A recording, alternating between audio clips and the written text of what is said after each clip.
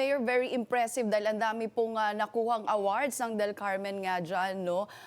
Pero when we talk about the legacy and lessons naman po para sa other LGU, ano po yung pinakamahalagang aral o prinsipyo po ng Del Carmen governance na gusto ninyong tularan ng iba pang LGU, hindi lang dyan sa Mindanao, maging dito po sa NCR or sa Metro Manila?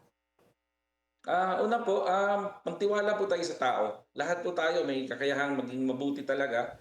Lahat po tayo may abilidad na kayang i-share kung anong kayang dapat gawin natin sa ating kapiligiran, sa ating gobyerno. At pagbibigyan po natin sila ng pagkakataon, ito po mga bright ideas na binibigay nila ay nagiging magandang programa po kasi galing po sa community natin. At the same time, we have to make sure that we will also try to measure, totoo ba itong ginagawa natin, tama ba? So we participate in this both national and international award-giving bodies. Kung yung standards ba na ginagamit natin ay tama. At pangatlo po is to not be afraid to tell the story. Kung saan tayo nanggaling, saan tayo papunta. Kasi importante po naintindihan ng mga tao na lahat naman ito may pinupuntahan yung ginagawa natin.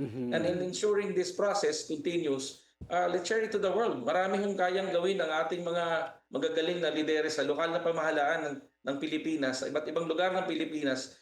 Marami pong innovations nangyari. And collectively, I think if we push this forward, you will see a very, very beautiful Philippines outside of the noise that we are all Yan. seeing right now. Yun.